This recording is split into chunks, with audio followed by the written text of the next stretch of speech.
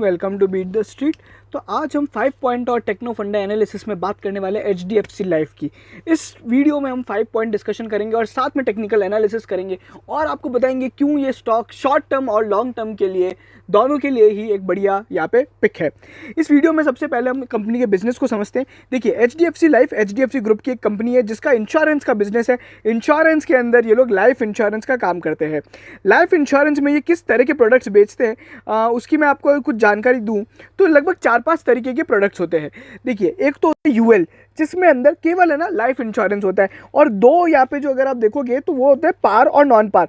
पार और नॉन पार सेविंग्स का मतलब होता है यहाँ पे इंश्योरेंस प्लस इन्वेस्टमेंट। इसमें यहाँ पे क्या फर्क होता है, पार के अंदर जो होता है यहाँ पे आपका वेरिएबल रिटर्न रहेगा और नॉन पार के अंदर यहाँ पे HDFC लाइफ आपको गारंटी दे रही है कि इतना परसेंट का रिटर्न, 8 से 10% का रिटर्न आपको गारंटी दिया जाएगा। नॉन पार सेविंग्स में हमेशा अपने को फोकस करना है। ये बैंक का एक कंपनी का हमेशा एक इंश्योरेंस कंपनी का कम होना चाहिए क्योंकि इसमें अपन गारंटीड रिटर्न दे रहे हैं। उसके बाद कुछ प्रोटेक्शन प्लान होते हैं और कुछ एन्युटी प्लान्स होते हैं। अब इसमें बहुत तरह तरह के होते हैं। एक तो सिंगल एन्युटी होता है और एक यहाँ पे मल्टी ईयर प्लान होता है। इसमें अपने को बहुत सारी की यहाँ पे चीज़ें हैं जो अपने को देखनी चाहिए। अगर आप देखोगे वेरियस कैटेगरीज है यहाँ पे। उसके बाद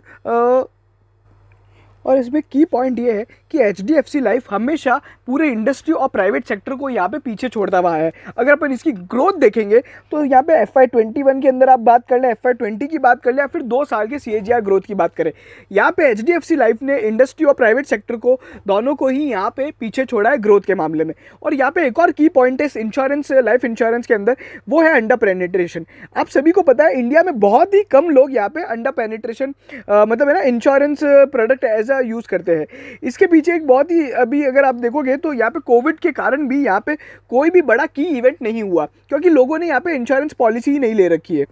अगर आप देखोगे तो ये चार्ट है जो ये बताता है कि इंडिया में कितनी % पॉपुलेशन इंश्योरेंस पे यहाँ पे बात करती है। केवल 2.8% लोग यहाँ पे इंश्योरेंस में आ रहे हैं। और अगर आप देखोगे ओवरऑल भी यहाँ पे आप ये देख सकते हो कि एनुअल सेल्स पॉलिसी कितना, प्रोटेक्शन गैप कितना ज़्यादा है। 83% लोगों के पास यहाँ पे अपने पास अपना है ना प्रोटेक्शन नहीं है। तो यहाँ पे ये एक अपॉर्चुनिटी है इंश्योरेंस सेक्टर के लिए। इंडिया के अंदर इंश्योरेंस सेक्टर आज भी बहुत इमेच्योर है और बहुत ही ग्रोइंग फेज में है। अगर अपन ग्रोइंग फेज को मैं डिफाइन करूँ तो मैं एक ऐसा एग्जाम्पल दे सकता हूँ कि इंडिया के अंदर अभी इंश्योरेंस टेक्नोलॉजी पे काम हो रहा है। अगर अपन देखें UPI वगैरह या फिर बैंकिंग टेक्नोलॉजी साल 2008 से चालू हो गई थी और अभी अगर अपन देखें रिसेंट पिछले 4-5 साल में बहुत सारी कंपनीज टेक्नोलॉजी पे आई हैं बैंकिंग सेक्टर के लिए। बट इंश्योरेंस सेक्टर में आज वो डेवलपमेंट आ रहा है। पैसाबाजार.com या फिर ये जो कुछ कंपनीज है policybazaar.com, ये सारी कंपनीज अब आई हैं और अब इनके यहाँ पे ग्रोथ है। तो इसमें अपने को पता पड़ता है कि आज इंडिया में इंश्योरेंस सेक्टर बहुत एक है ना इमेच्योर है और बहुत ही ग्रोइंग फेज में है। और इसलिए इंडिया की जो इंश्योरेंस कंपनीज है उनका valuation as compare to global peers काफ़ी ज़्यादा है। अगर अपन बाहर की कंपनीज से कंपेयर करें तो यहाँ पे कम है, अभी भी है ना ओवरऑल वैल्यूएशन ज्यादा है क्योंकि इंडिया एक मल्टी बैगर ग्रोथ यहाँ पे देखने को मिल सकती है इंश्योरेंस सेक्टर के अंदर। वहीं पे अपन HDFC एज अ बिजनेस की बात करें तो उनकी जो ग्रोथ रही है वो काफी अच्छी रही है। जो अपन ने देखा इनका मार्केट शेयर भी काफी अगर आप देखोगे तो इनका जो मार्केट शेयर है वो 15.5% रहा है, जो पिछली बार से 1.3% यहाँ पे ग्रो किया है। और इसने अपनी सभी तरह की है ना ओवरऑल फिनेंशियल परफॉर्मेंस भी अच्छी रही है। जीरो डेप्ट कंपनी है, इनका प्रमोटर का कोई इश्यूज़ नहीं है। आप सभी को पता है HDFC एज अ ग्रुप में कभी भी कॉर्पोरेट गवर्नेंस के इशूज़ बहुत कम आए हैं और HDFC की सभी ग्रुप कंपनीज ने एक बहुत अच्छी वेल्थ क्रिएशन दी है। और अभी अगर आप देखोगे तो HDFC लाइफ एक 2 बैगर बना है, मतलब उसका स्टॉक लगभग अगर अपन देखें तो लिस्टिंग से अभी तक यहाँ पे थोड़ा बहुत ही मतलब है ना 100% ग्रोथ दी है। बट मैं ये मानता हूँ कि आने वाले 10 साल में HDFC लाइफ एक ऐसा स्टॉक है जो यहाँ पे 10 बैगर ग्रोथ देख सकता है, मतलब 10x ग्रोथ देखने को मिल सकती है ओवरऑल। इसमें यहाँ से भी ये 5 गुना से 10 गुना का पोटेंशियल रखता है। और इंश्योरेंस आज अपने उस जगह पे जहाँ पे बैंकिंग साल 2000 में थी और HDFC बैंक जो साल 2000 में था जहाँ पे उसमें जो उतना ग्रोथ पोटेंशियल था आज उतना ग्रोथ पोटेंशियल HDFC लाइफ में। HDFC लाइफ इंश्योरेंस सेक्टर का HDFC बैंक है। तो ये एक स्टॉक है जो अपने को मेरे को बहुत अच्छा लगता है और मैं बहुत से लोगों को रिकमेंड भी करता हूँ। और अभी क्या हुआ है कि इसके OFS के कारण यहाँ पे इसमें थोड़ी बहुत है ना प्राइस में थोड़ी बहुत गिरावट देखने को मिली है। चलिए थोड़े बहुत बिजनेस के की रेशोज़ को अगर आप देखोगे तो यहाँ पे बहुत ही तो अगर आप देखोगे ये कुछ बिजनेस के कुछ की रेशोज है। सभी चीज़ों में अगर आप देखोगे न्यू बिजनेस प्रीमियम हो या प्रीमियम हो, इंडिविजुअल प्रीमियम हो, वो सब बढ़ता है। कस्टमर यहाँ पे सेंट्रिक जो चीज़ें होती है, परसिस्टेंसी ये बहुत इंपॉर्टेंट होता है। परसिस्टेंसी का मतलब होता है 1 साल के बाद 13 मंथ परसिस्टेंसी का मतलब होता है 1 साल के बाद कौन कौन वापस रिन्यूअल के लिए आता है, और 63 मंथ्स की परसिस्टेंसी का मतलब 61 की परसिस्टेंसी का मतलब होता है 5 साल बाद कौन कौन से लोग अपने रिन्यूअल के लिए आते हैं। अगर अपन देखिए तो ये जो परसेंटेज है 53% है। 53% ऐसे लोग हैं जो 5 साल से ज़्यादा इसके साथ यहाँ पे पॉलिसी का प्रीमियम अभी भी भर रहे हैं। तो ये एक बहुत ही इंपॉर्टेंट है, जो लॉन्ग टर्म कस्टमर रिलेशनशिप होता है वो यहाँ से बनता है।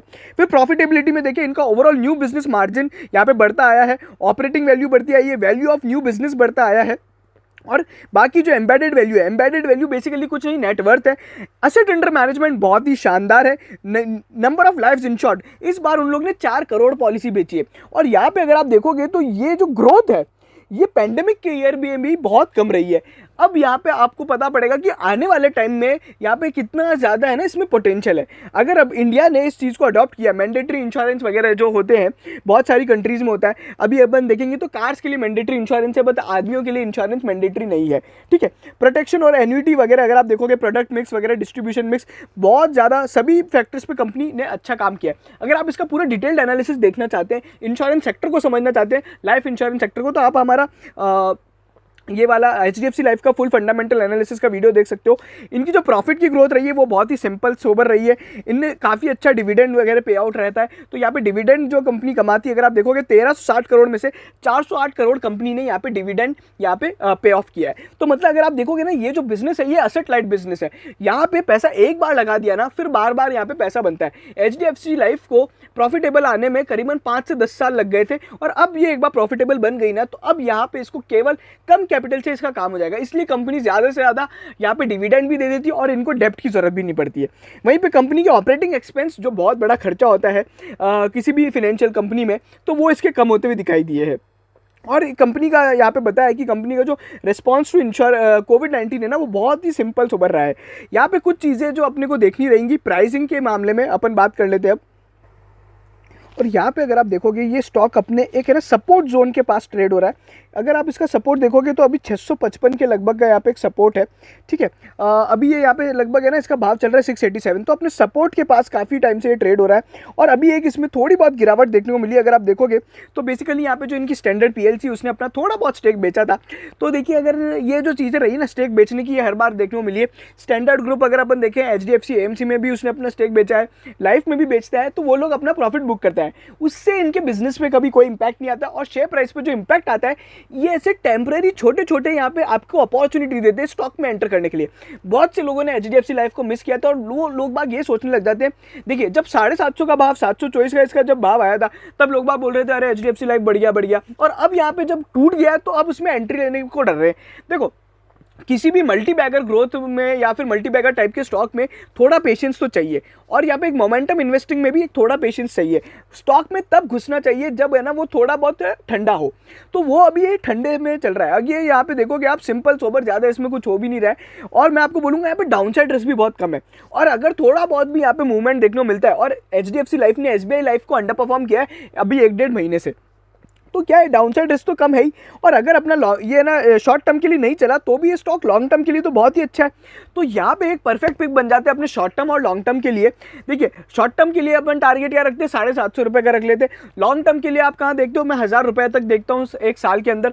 और उसके बाद अगर आप मुझसे पूछते हैं कि यहाँ पे और क्या हो सकता है, तो देखो ये जो 687 का लेवल है, यहाँ से अगर थोड़ी बहुत वॉल्यूम वगैरह एक्शन बनता है, 720 का एक लेवल बनेगा, फिर 740 एक की ट्रिगर है जो यहाँ पे इसको क्रॉस करना चाहिए। तो ये एक इंडस्ट्री है जिसमें अपने को है ना बैट ऑन करना चाहिए। बहुत से लोग हमसे पूछते हैं कि क्या मल्टी बैगर स्टॉक्स है, तो ये एक मल्टी बैगर स्टॉक है जो फंडामेंटली स्ट्रॉन्ग है, इसकी डाउनसाइड रिस्क भी बहुत कम है, शॉर्ट टर्म लॉन्ग टर्म दोनों के लिए बहुत ही बढ़िया है। देखो हम एक ऐसे स्टॉक आपको सजेस्ट करना चाहते हैं हर बार कि जो साला 20% टूट भी जाए। आज अगर HDFC लाइफ 20% टूट जाए, देखिए जो तो कभी टूटेगा नहीं, हाल ज़्यादा से ज़्यादा 10% टूटेगा, फिर भी अपने को कोई प्रॉब्लम नहीं होगी, क्योंकि अपने को पता है ये स्टॉक बहुत ही अच्छा परफॉर्म करेगा आने वाले टाइम के लिए, ठीक है ना। तो इस तरह का यहाँ पे ये अपॉर्चुनिटी आती है। हर बड़े बड़े स्टॉक्स में, अच्छे स्टॉक्स में कुछ ना कुछ अपॉर्चुनिटी मिलती है। अगर आपको लगता है वो इंडस्ट्री बहुत स्ट्रांग है, तो अपने को कुछ टेल इवेंट्स देखने रहते हैं, कुछ उनको रडार पे रखना पड़ता है कि यार ये जब भी टूटेगा अपन इसको एंट्री ले लेंगे। एक बार आपने 680 में एंट्री ले ली, तो जब ये 700 हो जाएगा तो थोड़ा आप और ऐड करते जाओ, स्टैगर्ड बाइंग और स्टैगर्ड सेलिंग में मेंटेन करते जाओ, और फिर 720 में भी करो, 740 में भी करो, 800 हो गया तो अगर आपको लग रहा है प्रॉफिट बुक कर लो तो बुक कर लो, फिर थोड़ा नीचे आए तो वापस ले लो। तो इस तरीके से एक बार आप एक स्टॉक में घुस गए तो आपको हमेशा आदत हो जाएगी। और अगर आप लॉन्ग टर्म इन्वेस्टर हो तो ये बहुत ही बढ़िया स्टॉक है जो एक बहुत ज़्यादा वेल्थ क्रिएट करके दे सकता है। और अभी भी इंडिया में सबसे ज़्यादा जो अंडर पेनिट्रेशन है म्यूचुअल फंड या फिर इंश्योरेंस या फिर स्टॉक मार्केट की बात करें तो लाइफ इंश्योरेंस बहुत ज़्यादा अभी भी अंडर पेनिट्रेटेड है। स्टॉक ब्रोकिंग ने तो फिर अच्छी खासी ग्रोथ देखी थी पिछले साल, बट इस कंपनी ने अभी तक, इस सेक्टर ने ग्रोथ नहीं देखी है। ये आने वाले टाइम में बहुत अच्छी ग्रोथ देखेगा। तो ये था टेक्नो फंडा एनालिसिस। आप हमारा फुल एनालिसिस देख सकते हैं। चैनल को सब्सक्राइब करें सभी तरह के टेक्नो फंडा एनालिसिस के लिए। और यहाँ पे अगर आप यहाँ पे 5 पॉइंट एनालिसिस देखना चाहते हैं और भी लगातार, हमें कमेंट में बताइए हम कौन सा स्टॉक अगला कवर करें। तब तक के लिए थैंक यू सो मच। अपना ध्यान रखिएगा। Do a good investing, bye strong stocks, don't buy penny stocks, छोटे छोटे मल्टी बैगर स्टॉक्स। एक मल्टी बैगर स्टॉक के चक्कर में मतलब है ना, जो रिस्की बैट्स मत खेलिएगा। हमने देखा last jet Airways, DHFL, Videocon जैसे लोगों में यहाँ पे स्टॉक्स में लोग बाग फंस गए थे बिकॉज दे थिंक ये बहुत बड़ा मल्टीबैगर हो जाएगा, but they were unaware about it. हमने तो हमारे चैनल पे 6 महीने से बोल रहे हैं इन सब चीज़ों से दूर रहिए। चलिए, तो बढ़िया बढ़िया स्टॉक्स लीजिए, बहुत ज़्यादा अपॉर्चुनिटी। और मैं तो बोल रहा हूँ HDFC बैंक, HDFC भी लीजिए। They are underperforming and market will give them a thumbs up. ऐसी तरह के यहाँ पे जो अंडर परफॉर्मिंग स्टॉक्स होते हैं लार्ज कैप में, उनको आप बैट करते जाओ, एक्यूमुलेट करते जाओ, आपको बहुत ज़्यादा वेल्थ क्रिएट करके देंगे। आज नहीं तो दिवाली तक देंगे, दिवाली नहीं तो 1 साल बाद देंगे, लेकिन देंगे ज़रूर। यहाँ पे एक गारंटी है और डाउन साइड रिस्क बहुत कम है। Thank you so much. चलिए।